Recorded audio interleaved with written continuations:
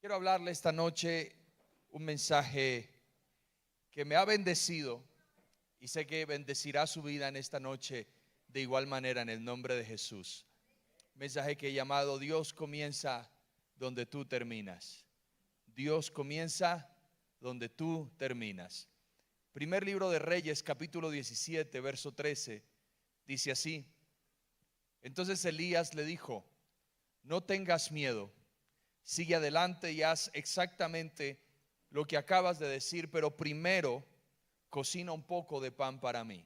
Luego, con lo que te sobre, prepara la comida para ti y para tu hijo. Para contextualizarlo un poco frente a lo que le acabo de leer, el ministerio del profeta Elías surge en uno de los momentos más oscuros que tiene Israel, porque Israel está bajo el reinado de un hombre llamado Acab, que se casa con una de las brujas más poderosas que existía en la época y que hasta hoy se la describe como un espíritu inmundo en medio de lo que vivimos, que fue Jezabel. Acab se casa con Jezabel, pero en realidad la influencia de Israel era Jezabel, no Acab. Todo se hacía frente a lo que decía Jezabel. Fue la influencia de Jezabel la que introdujo la idolatría más marcante que tuvo justamente Israel. Fue Jezabel la que generó un juicio de Dios impresionante, porque ella establece en la nación de Israel a un Dios llamado Baal.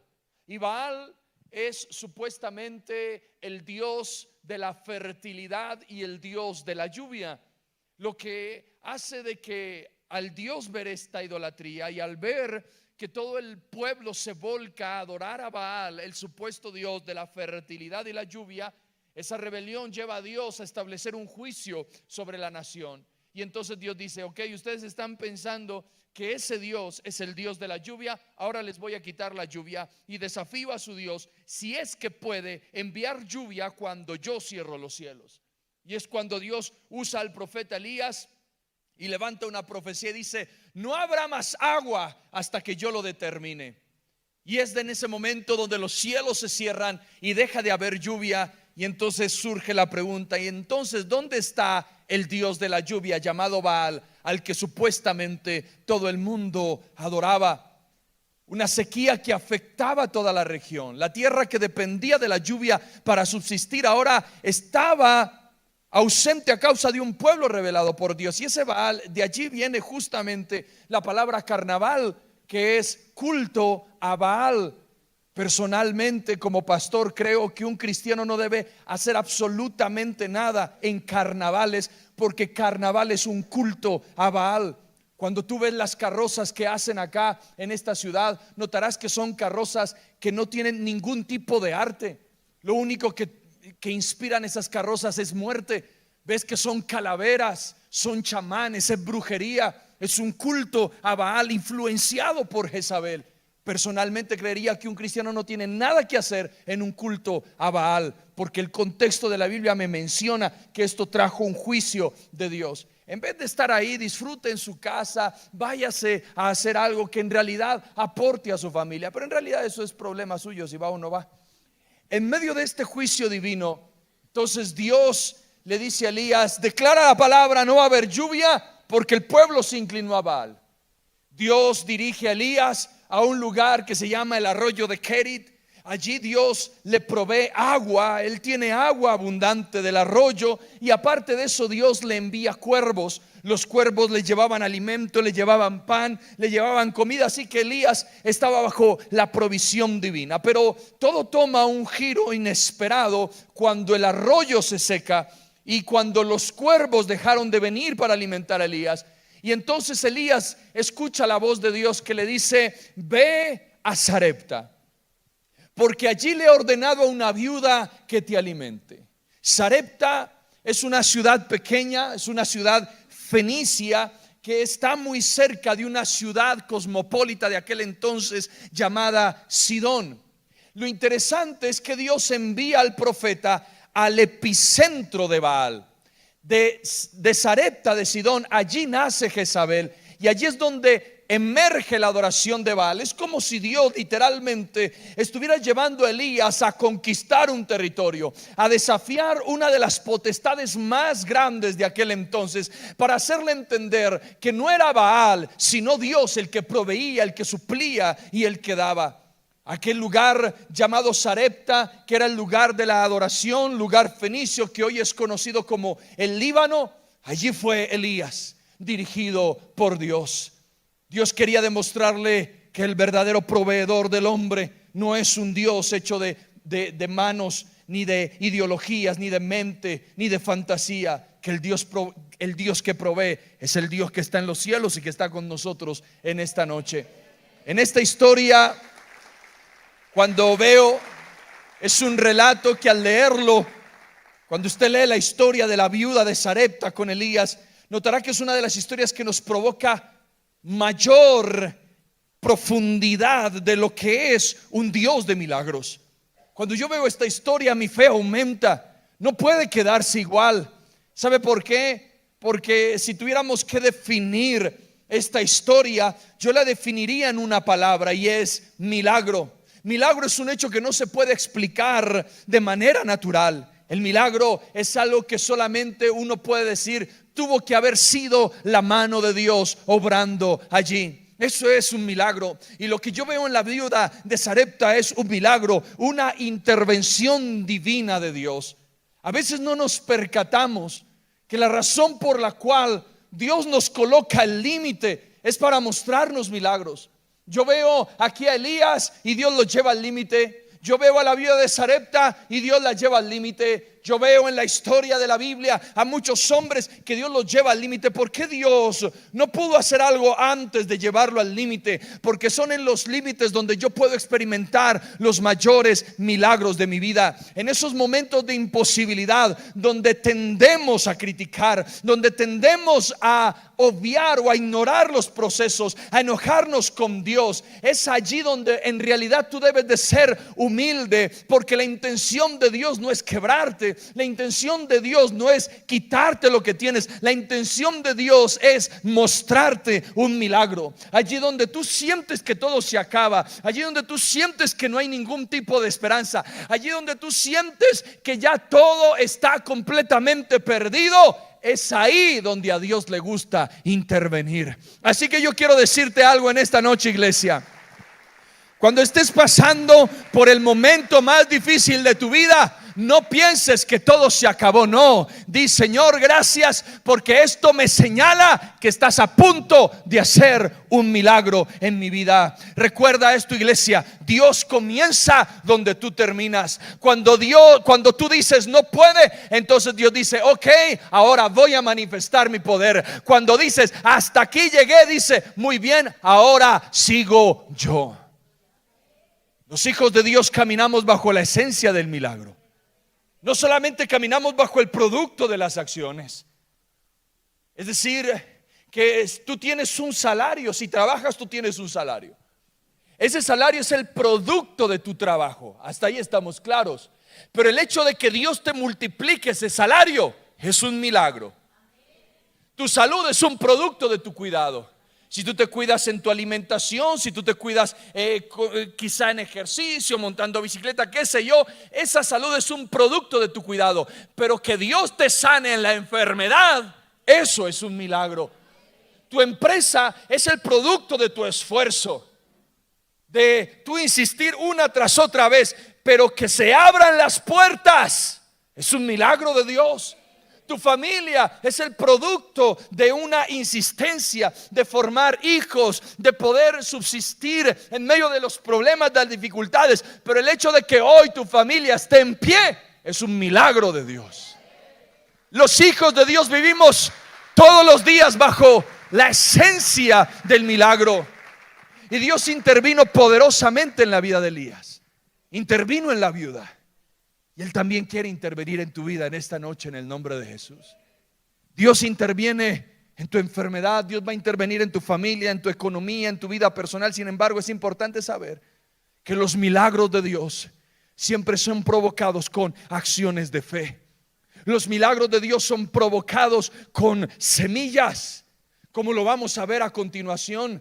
Los milagros de Dios se provocan cuando yo espero fielmente, aunque sienta desesperarme, pero espero en el momento de Dios. Ahí se provocan milagros. Por eso, en primer lugar, quiero hablarle cuando Dios habla. Primer libro de Reyes, capítulo 17, versos del 8 al 9 dice: luego el Señor dijo a Elías: vete a vivir a la aldea de Sarepta, que está cerca de la ciudad de Sidón. Yo le he ordenado a una viuda de allí que te alimente. Dios introduce a Elías en una lección que nunca en su vida iba a olvidar. Lo introduce en una lección que iba a permanecer en él y aún a nuestras generaciones hasta el día de hoy. Porque Dios rompió el molde. ¿Y cómo Dios rompe el molde? Le dice a Elías: ve a una mujer extranjera. Pero no solamente era extranjera, ni siquiera era judía, no era hebrea. Era una mujer extranjera que no tenía nada que ver con Israel, que tenía que ver más bien con una formación de idolatría. Y aparte de eso, es una mujer viuda. ¿Y qué pasa que fuera viuda? En aquellos tiempos de la Biblia, las viudas eran completamente vulnerables, eran del estrato más vulnerable, eran pobres. No tenían la capacidad de sustentar a nadie. Al contrario, las viudas pedían el auxilio de la gente. Y por eso tú ves en la Biblia constantemente que Dios dice: cuida al huérfano, cuida a la viuda, cuida al huérfano, cuida a la viuda, por la razón de que ellos eran vulnerables en su área financiera. Pero Dios dice: en el peor momento que está atravesando esta tierra, Elías, voy a sustentarte a través de una viuda. Recuerde que Elías no era cualquier profeta. Elías era un profeta de naciones. Elías tenía acceso a los reyes. Lo que Elías dijera como profeta, eso era lo que tenía que hacerse dentro de un reino. Elías tenía una influencia impresionante. Dios pudo haberle dicho: ve a la casa del tal político influyente, ve a la casa de ese hombre que tiene, o esa mujer que tiene mucho dinero. Dios pudo haber hecho eso, pero Dios rompió el molde. Dios estaba llevando al gran profeta a depender de una doña nadie, que se salía completamente de las costumbres hebreas, porque la costumbre hebrea era que Dios siempre te colocaba en lugares de provisión sobreabundante, pero ahora estaba llevando a un profeta a que fuera sustentado por las manos de una viuda pobre. ¿Sabe? Eso me hace entender las palabras de Pablo en segunda carta a los Corintios, capítulo 12, verso 9. Mi gracia es todo lo que necesitas. Mi poder actúa mejor en la debilidad. ¿Sabes qué significa eso? Dios quería recordarle al profeta Elías que las bendiciones y los milagros no son producto de personas, no son producto de dinero, no son producto de talento, es producto de gracia. Tu bendición es producto de gracia. Señor, necesito que me abran la puerta con el político. Y Dios dice: mi gracia es todo lo que necesita. Señor, es que necesito irme del país para prosperar. Y Dios te dice: mi gracia es todo lo que necesita. Tú dices: Señor, es que no va a funcionar esto, necesito que alguien me preste dinero. Y Dios dice: no, mi gracia es todo lo que necesita. Eso es lo que tenemos que entender esta noche. Y Dios de alguna manera se lo estaba diciendo a Elías: Elías, no te voy a proveer con los poderosos de la ciudad, con los poderosos del país. Voy a hacerte entender: mi gracia es todo lo que necesita. ¿Sabes qué necesita tu familia? La gracia de Dios. ¿Sabes qué necesita tu enfermedad? La gracia de Dios. ¿Sabes qué necesita tu vida? La gracia de Dios. Que se vaya todo el mundo, que te cierre la puerta al político, que te la cierre. Que te cierre la puerta al banco para el préstamo, que te la cierre. Que te cerró la puerta a la familia y ahora no te quiere ver, que te cierre la puerta. Dios dice: mi gracia es todo lo que necesitas. Con la gracia de Dios puedes conquistar lo inconquistable. Esto es poderoso. Mire, la mano de Dios, cuando tú caminas bajo la gracia de Dios, esa mano bendita hace que la tierra estéril se convierta en tierra fértil. Esa mano bendita y divina hace que los cielos que estaban cerrados se abran a tu favor. La gracia. No busques dinero, no busques gente, no busques influencia. Persigue la gracia, porque la gracia te dará lo que nadie más te puede dar. En otras palabras, lo que Dios le estaba diciendo a Elías es: Elías, no eres tú, soy yo. Mercedes, no eres tú, soy yo. En medio de lo que tú estás pidiendo, Dios te está diciendo: Adriana, no eres tú, soy yo. Ingrid, no eres tú, soy yo. Carlos, no eres tú, soy yo. Cuando tú aprendas a entender que es Dios, que no son tus fuerzas, que no es tu intelecto, que no es tu capacidad, que no es que tú le des puños al aire, intentes forzar las puertas. Cuando entiendas que es Dios, allí Dios va a decir: te voy a bendecir porque yo honro a los que me honran, y has querido confiar en mí en medio de las dificultades. Y entonces yo veo que Elías es obediente y dice: ok, si Dios quiere hacer algo con esa viuda, no entiendo lo que Dios quiere hacer con una viuda, pero me voy a ir para allá. Y emprendió el camino a Sarepta. Y Primera de Reyes, capítulo 17, versos del 10 al 11 dice: Elías se dirigió a Sarepta y cuando llegó a las puertas del pueblo, vio a una viuda juntando leña y le dijo: por favor, ¿podrías traerme un poco de agua en una taza? Mientras ella iba a buscarle el agua, la llamó y dijo: también tráeme un bocado de pan. Piense por un momento en aquella viuda. Esta viuda, que no sabemos su nombre, se encontraba en el momento más oscuro de su vida.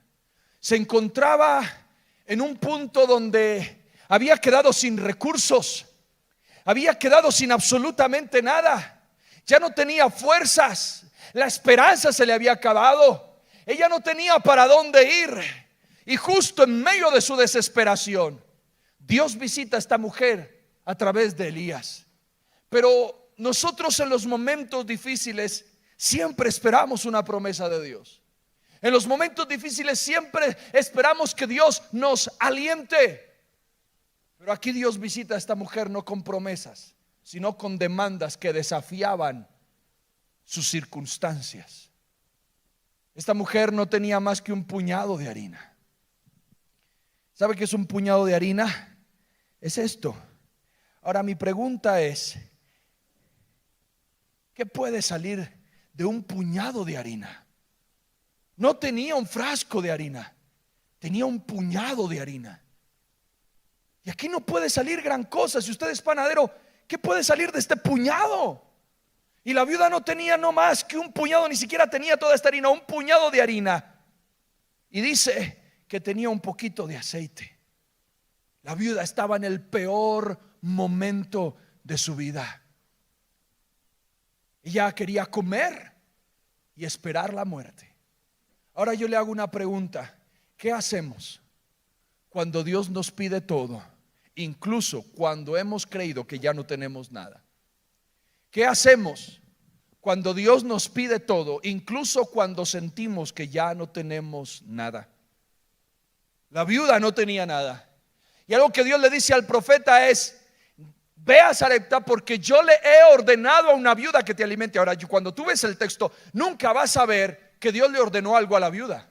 La Biblia no dice: y entonces el ángel se le acercó a la viuda y le dijo: viuda, vendrá Elías, un gran profeta, quiero que le des pan y le des agua porque yo te voy a sustentar. No escatimes nada al profeta. No, yo no veo eso. Cuando el profeta llega a la viuda ni siquiera sabe quién es Elías. Cuando está ahí, la viuda ni sabe qué es lo que tiene que hacer. Y entonces, ¿por qué Dios dice: yo le he ordenado a una viuda que te alimente? Dios no le dijo literalmente eso a la viuda, pero algo que me hace pensar es lo que dice Proverbios 21:1. El corazón del rey es como un arroyo dirigido por el Señor, quien lo guía. Gracias. Quien lo guía por donde Él quiere. ¿Quién es el dueño de su corazón? Por favor, únase conmigo a esta palabra. ¿Quién es el dueño de su corazón? Según Proverbios dice que Dios es el dueño del corazón y que Dios dirige el corazón del hombre como Él quiere. ¿Sabe qué es lo que yo pienso y concluyo de esta situación? Es que Dios no le dijo nada a la viuda, pero lo que sí hizo fue inclinar el corazón de la viuda a bendecir al profeta.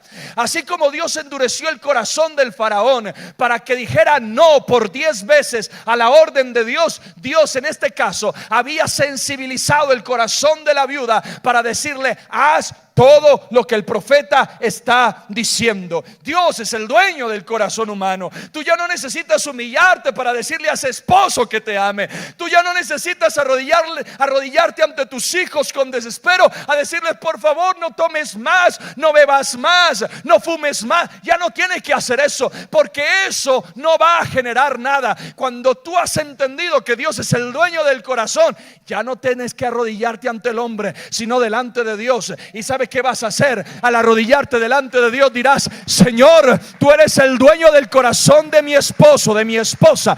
Tú eres el dueño del corazón de mis hijos. Y hoy yo te pido que los inclines a ti, los inclines a la santidad, los inclines a tu gracia, los inclines al hogar. Y entonces verás cómo el corazón de los padres vuelve a los hijos y el corazón de los hijos vuelve a los padres. No con fuerza humana, sino diciendo: Señor, inclina el corazón.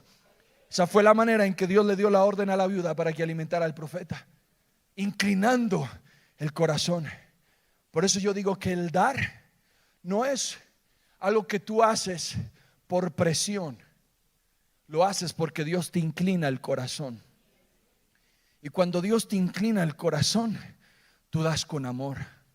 Tú traes tu primicia con gusto, la pones en el altar.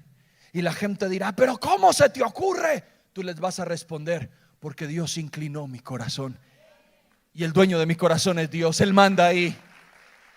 Esto es hermoso. Dios es el dueño de mi corazón. Miras, Él inclinó el corazón del hijo pródigo, devolviéndolo a los brazos de su padre. El padre nunca buscó al hijo pródigo, pero un día el hijo pródigo decidió volver a casa. ¿Sabes por qué? Porque Dios le inclinó el corazón. Si tienes un hijo pródigo, yo quiero darte una palabra en esta noche en el nombre de Jesús. Dios inclinará el corazón de ese hijo pródigo donde quiera que esté y volverá en sí para estar de nuevo en casa, restaurado en el nombre de Jesús. Dios movió el corazón del rey Nabucodonosor, el corazón más soberbio, cuando se levanta y dice: esta Babilonia la construí yo. Y Dios dijo: no, te voy a enseñar que yo soy el dueño de tu corazón. Y después de que Dios lo hace comer polvo, Él dice: ahora entiendo que no soy yo, sino que es el Dios todopoderoso, el dueño y el creador del cielo y de la tierra. ¿Quién pudo haber quebrado el corazón del hombre más soberbio del entonces? El dueño del corazón llamado Dios. Cuando yo veo a Daniel, que llega de 16 años a Babilonia, y le dicen y lo obligan: tienes que comer la comida del rey. Daniel dice: no voy a comer eso, porque eso no le agrada a Dios, porque está consagrado a ídolos. ¿Cómo es posible que Daniel tuviera una radicalidad tan fuerte? Podrían matarlo, pero ¿sabes qué pasó? Daniel sabía que el dueño del corazón del rey era él. Que el dueño del corazón de la gente que gobernaba Daniel era Dios. Y Dios inclinó el corazón de esa gente para decirle: Daniel, lo que tú pidas, eso te vamos a dar. Necesitas entender que cuando Dios está en el asunto, inclina corazones. Así que en lugar de luchar en tus fuerzas, acude a Dios en oración. Confía en que Él es capaz de mover lo que tú no puedes mover. Elías le pide un poco de agua a la viuda. La viuda no tiene problema, aunque había escasez de agua. La viuda dice: ok, pues un vaso de agua no se le niega a nadie. Tomó y dijo: aunque estamos en sequía, agua no es mi problema. Y cuando va por el agua, ¿sabes qué es lo que sucede? Elías dice: tráeme un poquito de pan. La tierra estaba en sequía. De por sí, darle agua al profeta ya era un acto de fe, ya era un acto sacrificial. Pero todo cambia cuando el profeta le pone otra demanda, y es pan. Mi pregunta es: ¿la viuda tenía pan? No tenía pan. Por eso responde lo siguiente en Primera de Reyes 17:12: le juro por el Señor su Dios que no tengo ni un pedazo de pan en la casa. Solo me queda un puñado de harina en el frasco y un poquito de aceite en el fondo del jarro. Un poquito de aceite, aunque aquí hay mucho, y un puñado de harina. Y dice: estaba juntando algo de leña. Así, algo así, tenía un horno la viuda, tal cual. Y dijo: estoy juntando un poco de leña para poder hacer 2 porciones, para mí y para mi hijo, y después esperar la muerte. Aquella mujer era ajena a la fe de Elías. Por eso le dice, le juro por el Señor tu Dios. Si ella conociera el Dios de Elías, hubiera dicho, le juro por el Señor nuestro Dios. Pero dice, yo no sé quién es tu Dios, hombre, pero respeto a tu Dios y en nombre de tu Dios te juro que no tengo ni un pedazo de pan en casa. El agua era algo pequeño y posible para la viuda, pero el pan era algo grande que desafiaba los recursos de la viuda. Dios a veces nos pedirá cosas pequeñas constantemente para enseñarnos a confiar en Él en lo cotidiano. Esa agua de la viuda representa tu ofrenda, representa tu diezmo, representa tu generosidad, representa cuando vas a un restaurante con tu familia y Dios te dice invítalos a todos, representa cuando tú vas con alguien y Dios te dice dale una ofrenda. Es el agua, que lo hacemos con amor, con sacrificio y es constante, pero aunque nos cuesta, no nos desestabiliza. El problema que tenemos nosotros es cuando Dios nos pide actos sacrificiales. Es más, el dar es un don. Romanos 12 del 6 al 8 dice, Dios en su gracia nos ha dado dones diferentes para hacer bien determinadas cosas. Por lo tanto, si Dios te dio la capacidad de profetizar, habla con toda la fe que Dios te haya concedido. Si tu don es servir a otros, sírvelos bien. Si eres maestro, enseña bien. Si tu don consiste en animar a otros, anímalos. Si tu don es dar, hazlo con generosidad. Deje de ser tacaño y dé con generosidad. ¿Amén o no? Usted, hermano, es bien tacaño con su esposa y en diciembre le da unas medias para que se estrene. Tiene que cambiar eso. Cuando usted dé con generosidad, su familia merece lo mejor. Deje de estar buscando lo más barato, cómprele lo mejor a su familia si Dios le ha dado con qué darle a su familia. Deje de estar lichigueando, ay no, vayámonos al restaurante más barato donde están todas las moscas y allí los invito. No, deje de lichiguear, aprenda a disfrutar lo que Dios pone en su mano. El resto que no dice amén, partida de tacaños, que Dios los tiene que liberar hoy. Si tu don es dar, hazlo con generosidad. La esperanza de la viuda era la muerte, pero Dios usaría esta circunstancia para preparar el terreno con el fin de manifestar su poder. Por favor, escúcheme esto, no tenga miedo cuando Dios le pida algo. Se lo repito una vez más, no tenga miedo cuando Dios le pide algo. Esta mujer, si hubiera tenido el pan, se lo hubiera dado. Por eso le dice, le juro por el Señor mi Dios, que por el Señor tu Dios, que no tengo pan. En otras palabras le estaba diciendo a la viuda, créeme, profeta, que si tuviera pan te lo daría. Es más, tengo esa harina y aceite. Lo que la viuda, si la viuda no quisiera darle al profeta, no le hubiera dicho lo que tenía. Porque dijo, si yo le digo lo que tengo, me va a pedir. Y preciso, le pidió de lo que tenía. La actitud de la viuda es la actitud que constantemente tenemos mucho cuando Dios nos pide y cuando se trata de darle algo a Dios. Primero evaluamos si podemos o no podemos. La viuda dijo, no, yo ya tengo una porción para mí y para mi hijo. Y a veces nosotros intentamos cuestionar a Dios. Nos cuesta dar sin dudar, nos cuesta dar sin mirar las circunstancias. Es de saber que el dar, se lo reitero una vez más, nace de una acción del corazón cuando Dios lo inclina. Cuando Dios me motiva a dar, es porque Él ha preparado una bendición sobrenatural para mí. Cuando Dios me ha motivado a dar, es porque Dios ya preparó algo mayor para mí. La viuda nunca había experimentado un milagro, por eso tenía dudas, por eso tenía miedos. Pero se disipan cuando el profeta le habla en Primera de Reyes 17 del 13 al 16. No tengas miedo, sigue adelante y haz exactamente lo que acabas de decir. Pero primero cocina un poco de pan para mí. Luego con lo que te sobre prepara la comida para ti y tu hijo. Pues el Señor Dios de Israel dice, y esta palabra también es para usted, iglesia, siempre habrá harina y aceite de oliva en tus recipientes hasta que el Señor mande lluvia y vuelvan a crecer los cultivos. Así que ella hizo lo que Elías le dijo, y ella y su familia y Elías comieron durante muchos días. Siempre había suficiente harina y aceite de oliva en los recipientes, tal como el Señor lo había prometido por medio de Elías. Aquella mujer gentil que no conocía al Dios de Elías estuvo dispuesta a confiar en la palabra que soltó Elías. Dijo, no conozco a tu Dios, pero voy a confiar en esa palabra. Y a veces nosotros que entendemos que Dios es un Dios de milagros, nos cuesta confiar en el Dios de los milagros. Nos cuesta confiar en que Dios puede dar mucho más abundantemente. Lo que tú has preparado para Dios hoy no es lo último que tienes, es la semilla para la abundancia que viene. Eso tenlo por seguro. Entonces, en segundo lugar, quiero hablarle del milagro de la semilla. Sé que todos anhelamos bendición de Dios en el área financiera. ¿Cuántos quieren bendición financiera? ¿A cuántos les gusta la plata? El que diga que no es mentiroso. A todos nos gusta el billete. Nos alegramos cuando tenemos unos billeticos en el bolsillo. Nos alegramos cuando tenemos plata en la cuenta de ahorro. Nos alegramos cuando nos sobra. A todos nos gusta el dinero. El dinero no es malo. Y entonces, en medio de esa área financiera le decimos: Dios, dame. Y Él, como un padre amoroso, nos responde con otra pregunta, y es: ¿qué quieres que te dé, hijo mío? Es posible que tu respuesta sea esa: dinero, un bien material, un carro, una moto, qué sé yo.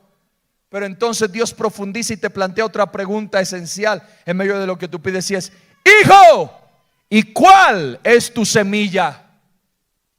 ¿Por qué Dios pide una semilla? Porque la semilla es lo que produce fruto.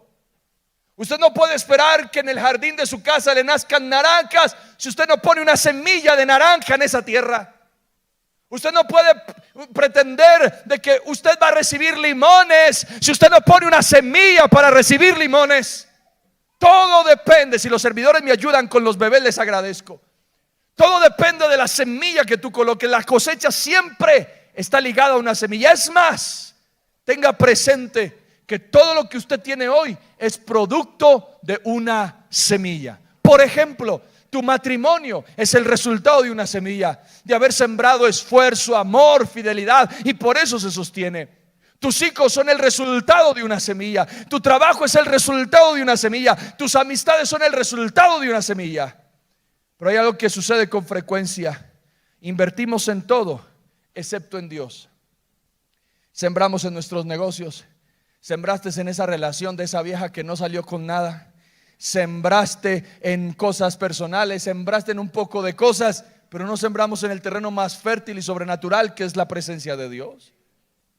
Dios nos enseña una ley inquebrantable: la siembra precede la cosecha. Y así como en el ámbito natural una semilla produce un árbol con frutos, mi semilla en la casa de Dios produce un árbol con frutos. Porque yo estoy seguro que lo que yo coloco en el altar no solamente me va a bendecir a mí, sino que está predestinando bendición aún para mis hijos y mis generaciones. Dios no necesita tu semilla. Tú necesitas sembrarla para que Él la multiplique, porque en tus manos esa semilla no va a hacer nada. Si tú la colocas en las manos de Dios, vas a ver multiplicación. ¿Sabe? Esta mujer vio el milagro. ¿Y cómo es posible que Dios multiplique un poquito de aceite y todos los días haya para hacer pan? Hermano, esa mujer estaba feliz. Feliz. Pan de coco, pan de todos los panes habidos y por haber, palanquetas, pan con bocadillo. Ahí se inventaron las almojábanas, los pan de quesos. Todos se lo inventaron. Eso, mejor dicho, estaban día tras día. Y ahora que nos inventamos, había pan en abundancia. La mujer estaba feliz y le dijo: ¿sabes qué, profeta? He decidido que vivas en mi casa. Te he construido un lugar para que estés con nosotros. Ahora la viuda ya no estaba sola, ahora tenía a Elías en su casa. ¿A cuánto les gustaría tener al profeta Elías en su casa? No, usted ya no se preocupaba por nada. Profeta, por favor, multiplica este pan. Él solo ponía la mano y brum, canastas salían de pan, porque tenía un poder sobrenatural. Profeta, nos estamos quedando sin agua, tranquila, ¿dónde está el vaso de agua? Y brum, salían los chorros. Pero yo le tengo una mejor noticia. Y aunque ya no es Elías el que quiera vivir en tu casa, el Dios de Elías vive en tu casa y vivirá por siempre en tu casa. Y vas a experimentar los milagros más grandes que nunca antes te has imaginado. La presencia en el hogar trae abundancia. La presencia en el hogar trae prosperidad. La presencia en el hogar, la presencia de Dios en el hogar te sostiene. Ellos estaban felices. Pero todo cambia cuando sucede algo, y es en Primera de Reyes 17:17. Tiempo después, el hijo de la mujer se enfermó, cada día empeoraba y finalmente murió. Elías no vivía en esa casa. No le acabo de decir que Elías podía tener el poder de multiplicar el pan porque tenía el poder de Dios en su vida. Entonces, cuando el hijo de la viuda enferma, ¿a dónde estaba la oración de Elías? ¿Dónde estaba el poder de Elías? Porque estoy seguro que Elías oró por ese hijo de la viuda, pero el hijo de la viuda empeoraba más. ¿Qué pasó con el gran profeta que podía hacer grandes cosas, pero no pudo con la enfermedad de este niño? El hombre oraba para que los cielos se abrieran, para que la harina y el aceite se multiplicaran, pero no sucedió nada cuando oró por el hijo de la viuda. En medio de este suceso doloroso, la viuda le dice al profeta, Primera de Reyes 17 y 18, ¡ay, hombre de Dios! ¿Qué me ha hecho usted? ¿Ha venido aquí para señalarme mis pecados y matar a mi hijo? ¿Por qué le echó la culpa a Elías? ¿Qué tiene que ver Elías con la enfermedad de ese niño? ¿Qué tiene que ver Elías con la enfermedad de su hijo? Elías no enfermó a su hijo, no lo contagió de ninguna enfermedad. Es más, antes de que él llegara a esa casa, ella estaba diciendo que iba a preparar un poquito de pan para morirse junto con su hijo. Elías lo que vino fue a arreglarles la vida. ¿Por qué esta mujer arremetió contra el profeta y lo señaló como el culpable de su desgracia? Porque esa es la misma actitud que tienen los hijos de Dios hoy en día. Sabes, cuando tú estabas sin Cristo eras un esclavo. Y cuando tú eras un esclavo, tú aceptabas toda la desgracia que te pasaba. Te robaban, aceptabas la desgracia. Te divorciaste, aceptaste la desgracia. Tus hijos se fueron, aceptaste la desgracia. Te enfermaste, aceptaste la desgracia. Viene Dios y en su misericordia, y en medio de la inmundicia en la que estabas y en medio de la miseria en la que estabas, te rescata, te reconstruye, te hace milagros, te prospera y te levanta. Y te pasa algo difícil.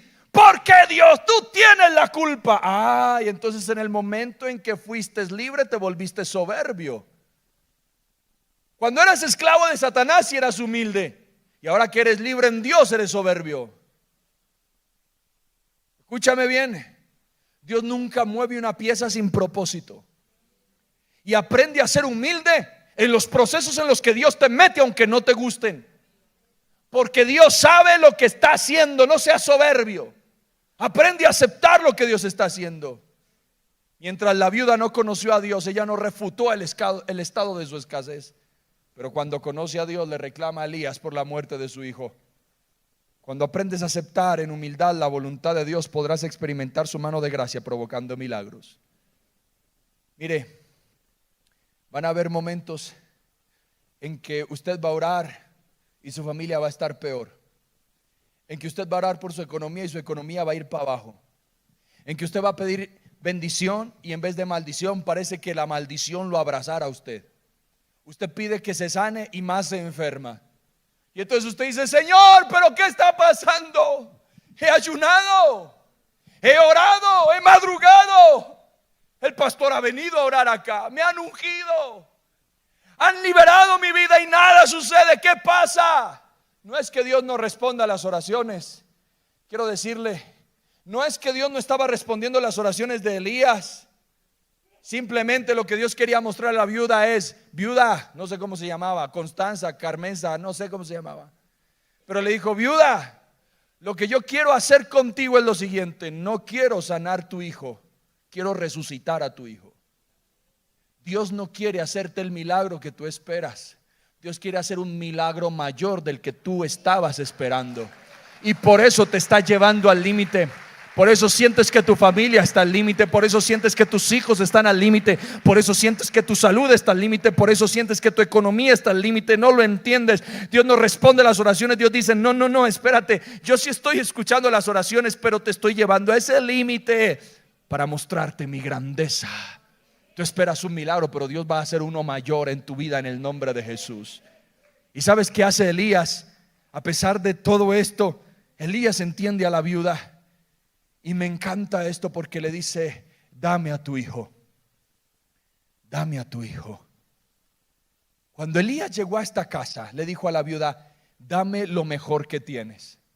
Y en el peor momento de la viuda, ya aquí, le dice a la viuda, ok, ahora dame lo que ya no sirve. Lo que ya está muerto, dámelo. Y eso me hace ver ese texto maravilloso del Salmo 23 que dice, que Dios se acuerde de todas tus ofrendas. La primicia que dio la viuda en el inicio iba a hacer eco en el transcurrir de los meses o de los años en aquella casa. Quizá por eso Dios envió a Elías a esa casa, no solo para alimentar a Elías. En realidad tenía un propósito con la viuda. Note esto. Lo que Elías está intentando decirle a la viuda es: cuando vine a ti, mujer, tú me diste lo primero, de lo mejor que tenías. Ahora yo voy a tomar tu hijo que está muerto y que no tiene esperanza, y lo voy a volver a la vida. Mi primicia va a hacer eco en el transcurrir de los años. Dios se va a acordar de tu primicia. Dios se va a acordar de la primicia que estás dando hoy, que vas a dar hoy. No sé qué vas a necesitar dentro de 1 año, 2 años, pero lo vas a necesitar. Y Dios dice: todavía me acuerdo de ese día que diste tu primicia. Hoy voy a tomar lo que pensabas que no tenía esperanza y lo voy a resucitar. Esto es una semilla que produce milagro. ¿Sabe? Dale ese aplauso fuerte al Señor.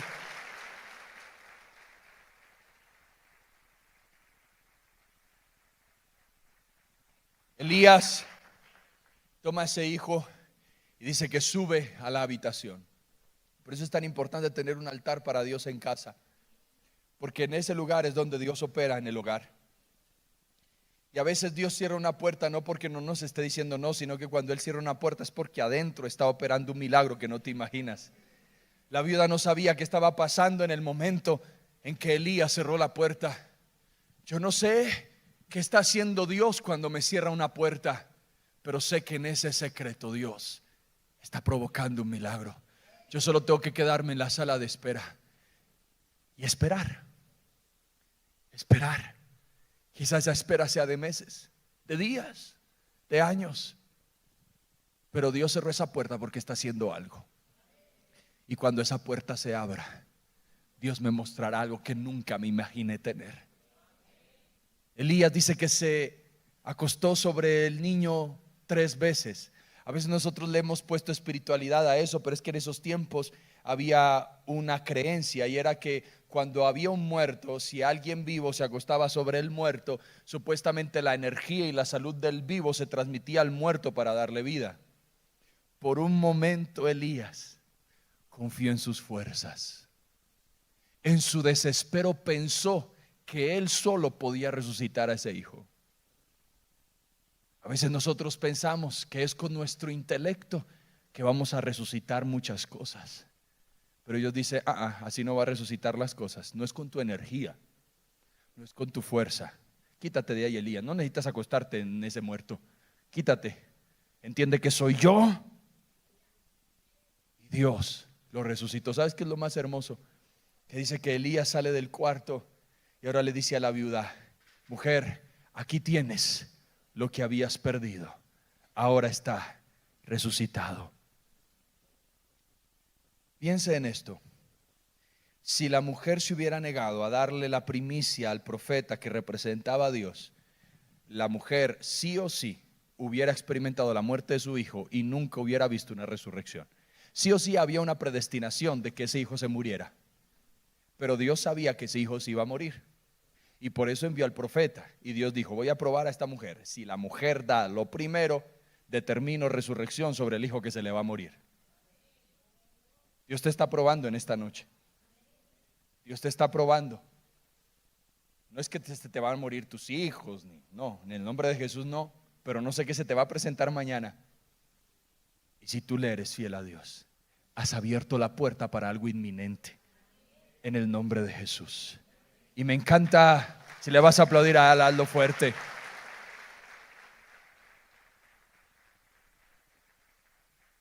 Y en tercer lugar, es lo que dice Primera de Reyes 17:24. Entonces la mujer le dijo a Elías: ahora estoy convencida de que usted es un hombre de Dios y que de verdad el Señor habla por medio de usted.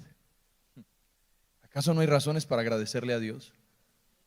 ¿Acaso no hay razones para que usted y yo, iglesia, le demos lo mejor de nosotros a Dios? Si me pueden ayudar en el piano, les agradecería. Muchas gracias, valga la redundancia. Elías experimentó el resultado. Ella experimentó el resultado, de darle a Dios. Ahora su vida está tan agradecida que el darle a Dios se convirtió en el primer motivo de acción en su agradecimiento. ¿Usted cree que esta viuda siguió siendo igual? ¿Usted cree que esa viuda rehusó ya darle a Dios cualquier cosa? No. Ella supo que darle a Dios producía bendición.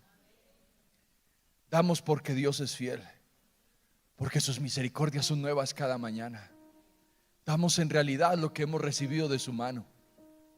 Nada es nuestro, todo es de Él.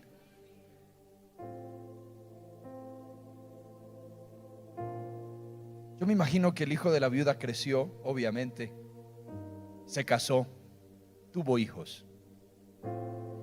Yo imagino que un día aquel hijo de la viuda estaba sentado. Yo quiero ilustrarlo como en la época de hoy, digamos que haya sido en esta época, y allí estaba el hijo de la viuda preparando un sobre de primicias. Y sus hijos, con curiosidad, me imagino que se le acercaron a este muchacho, a este hombre. Papi, ¿por qué estás echando esa ofrenda ahí para dar a la iglesia? ¿Por qué cada año siempre das una ofrenda tan grande en la iglesia? Yo me imagino a este hombre mirando a los ojos a sus hijos y diciéndoles: mi hijo, porque un día su abuela, sí, su abuela, la única que tienen, un día yo estaba chiquito y con ella perdió a su esposo y yo perdí a mi padre. Quedamos en la miseria. Yo era demasiado pequeño, hijo, y tu abuela solo tenía un puñado de harina y un poquito de aceite. Tu abuela cuenta que ella iba a hacer un poquito de pan, porque ¿qué puede salir de ese poquito de aceite y de harina? Un pedacito de pan. Ahora 2 porcioncitas pequeñas para disimular el hambre. Y tu abuela decía que era comer ese pedacito de pan y esperar la muerte. Pero llegó un hombre de Dios desafiándonos a darnos este poquito de pan, diciéndonos que Dios nos iba a multiplicar, y Dios hizo un milagro. Pero como si fuera poco, hijo mío, solamente acordes, sin los acordes, lo que estabas haciendo al inicio estaba súper bien. Y como si fuera poco, hijo mío, yo estuve muerto. Sí, papá, sí, estuve muerto. No tenía esperanza. Y Dios me resucitó. Y porque Dios me resucitó es que me casé. Es que ustedes están vivos, están aquí en la tierra. Y esta semilla, hijo, que yo pongo en el altar, es una manera en la cual yo le agradezco a Dios todo lo que Él ha hecho por mí, porque sin Él nada soy. Y esto, hijo mío, lo que hoy coloco en el altar es mínimo comparado con todas las cosas que Dios me ha dado.